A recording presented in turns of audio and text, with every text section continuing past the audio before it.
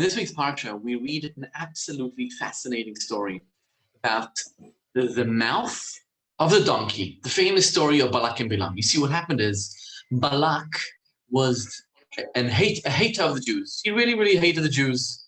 I'm going to share the screen so you can see the actual story here. He hated the Jews tremendously, and he wanted to hire a man by the name of Bilam to curse the Jews. Bilam was a Jew hater as well. Bilam, it says, there wasn't Lokam B'Yisrael ke Moshe, there wasn't another prophet in the Jewish people like Moses. Moses was the Jewish people's greatest prophet, but the prophet Bilam was an even greater prophet than Moses, because Bilam was a non-Jewish person. He hated the Jews. He was a real anti-Semite, and Balak hired him to curse the Jews. So God kind of asked him not to go, and then he persisted. He said, I want to go. So God said, if a person wants to sin, he'll sin. So God didn't stand in his way. He went, and on the way, Bilam's donkey, squished against the wall. Why? Because there was an angel standing in the path, and this happened 3 times. 3 times Bilam whacked his donkey because it kind of veered off the path, and then the story that I want to talk about today is that God opened up the mouth of the donkey. So look at the text in front of you, and you see verse 28. God opened up the mouth of the donkey. What did the donkey say? The donkey, in an absolute miracle, said to Bilam, what did I do to you? That you whacked me, that you hit me 3 times. So Bilam said, you have humiliated me. If I would have a sword, I would kill you.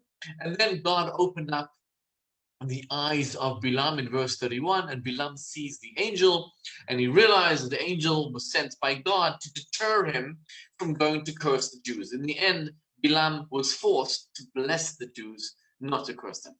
Question is like this. We know that whenever God performs a miracle, it is always a reason for it, a good reason for it. For example, God performed the 10 plagues in Egypt. There was an amazing reason for that. The reason is to save the Jews, right? Blood, frogs, lice, to save the Jews. There was a clear reason for it. God split the sea. There was a reason for it, right? God split the sea because he wanted the Jewish people to cross over and to drown the Egyptians. God brought man from heaven for 40 years to feed the Jews. The well of Miriam, water from a rock, all these miracles that happened in the desert all happened for a reason. But why is it that the donkey opened its mouth? For what reason? For what possible reason? Not only that, if we look at the source in front of you, chapter 5 of Pirkei Avot says like this. Chapter 5, Mishnah 6 says as follows. There were 10 things that were created on the first Friday of creation, right? The world was created 5,781 years ago.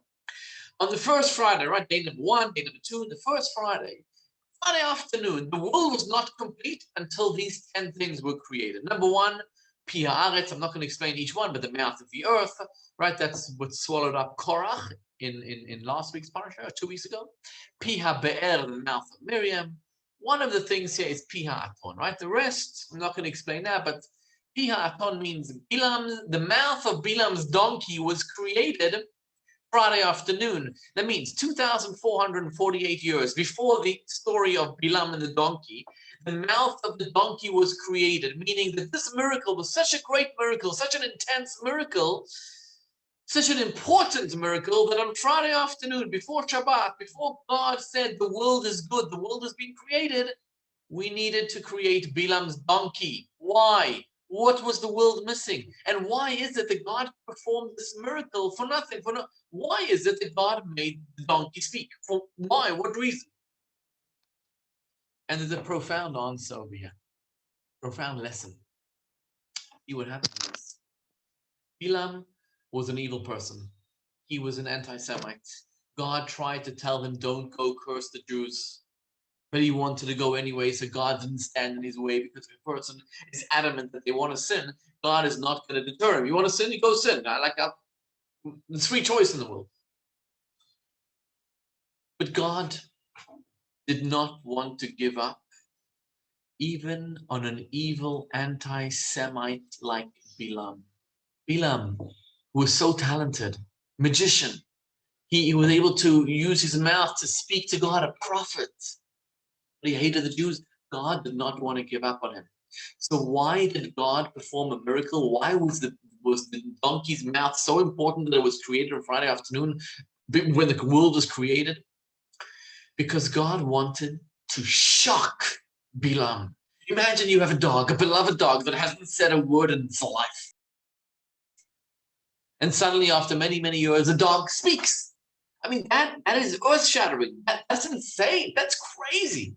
That's what happened here. Bilam's donkey, the one he rode on from the moment he was born, suddenly started speaking.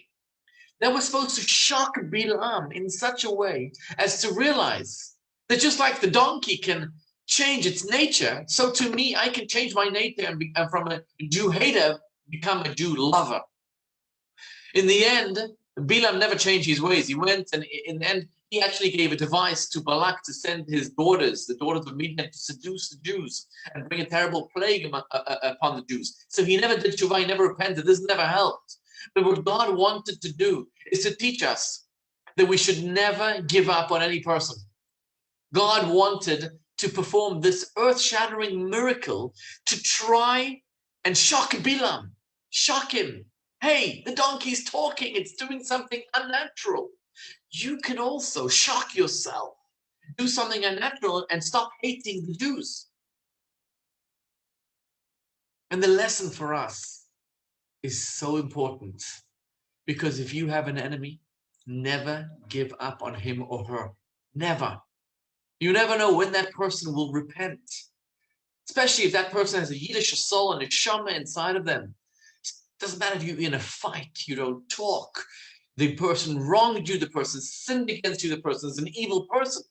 We do not ever give up on any person. So much so that God himself changed the nature of Bilam, of the donkey, to speak, to try and shock Bilam. In the end, it never worked. But the message is, do not ever give up on another person. You never know. Every person has a part of God inside of him or her. That part is good. It's a good person, a godly person inside of them. We just need to sometimes wake up, shock that person into doing the right thing. May we all reveal the good inside of us, and may we all see only the good inside another person.